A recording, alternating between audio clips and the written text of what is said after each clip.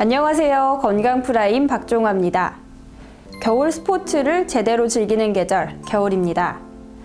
이미 12월부터 주요 스키장들은 개장해서 스키어들을 맞이하고 있지만 주의해야 할 사항도 적지 않습니다.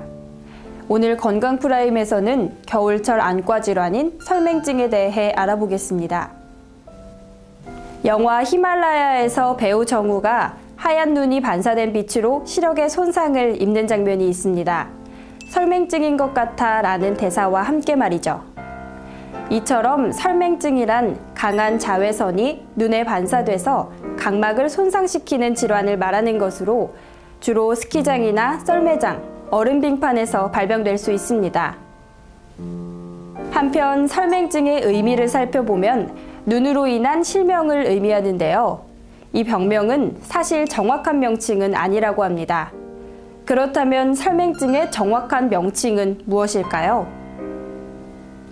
네, 설맹증은 강한 자외선이 눈에 반사되어서 눈이 먼다는 뜻으로 설맹증이라고 합니다. 사실은 진단명은 자외선 각막병증이라고 그러는데요. 자외선이 눈에 반사되어서 각막이 손상되는 것을 자외선 각막병증이라고 합니다. 자외선 각막병증은 눈썰매장, 스키장 등에서 강한 자외선이 눈에 반사되어서 각막에 손상을 일으키게 되고 각막이 벗겨지면서 염증이 일어나는 것을 자외선 각막병증이라고 그럽니다. 전문가의 말처럼 자외선은 직접적으로 실명의 원인이 된다고 말하긴 어렵습니다. 다만 각막에 손상을 주면서 시력 저하에 영향을 미치는 것이죠. 보통 자외선은 바닥이나 땅에 반사가 되면 10%에서 20%의 자외선 반사가 일어나지만 새하얀 눈 위에서는 80%의 자외선 반사가 일어납니다. 보통 땅보다 4배 이상 반사된 자외선이 4시간 이상 안구에 노출됐을 때 각막에 손상이 생기는 겁니다.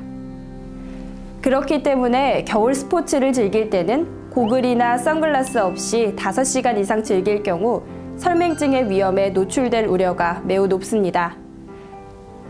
설맹증의 증상.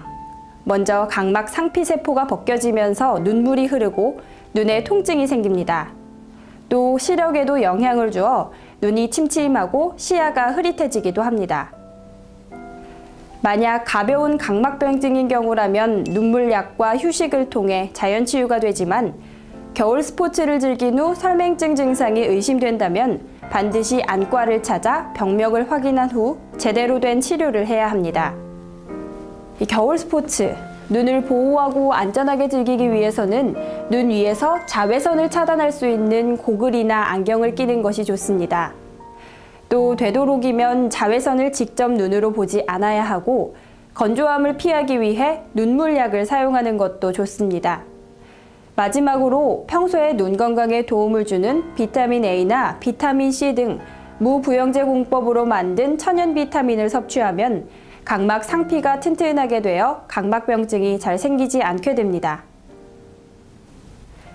네, 눈 위에 갈 때나 빙판 위에 갈 때는 고글이라든지 보안경을 끼셔서 자외선을 직접적으로 맞는 일이 없어야 될 것이고 챙이 넓은 모자 같은 것을 쓰셔도 도움이 될 것입니다. 그리고 자외선을 직접적으로 눈으로 바라보지 않아야 될 것입니다.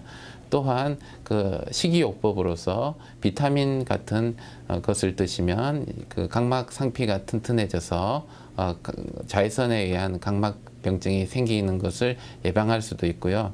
또 인공 눈물을 쓰시게 되면 건조증 있는 환자에서도 자외선 각막병증이 생기는 것을 예방할 수가 있습니다. 설맹증은 겨울 스포츠가 발달하면서 동시에 급증하게 된 질병입니다.